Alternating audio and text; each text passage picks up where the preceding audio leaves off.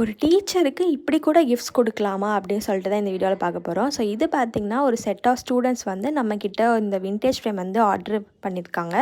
இது எதுக்குன்னு பார்த்திங்கன்னா, ஒரு டீச்சர் அவங்களோட லாஸ்ட் ஒர்க்கிங் டேக்காக ஒரு ஸ்பெஷல் கிஃப்ட் ஒன்று கொடுக்கணும். அதனால தான் இந்த விண்டேஜ் ஃப்ரேம் வந்து உங்களுக்கு ஆர்டர் பண்ணுறோம் அப்படின்னு கேட்டாங்க.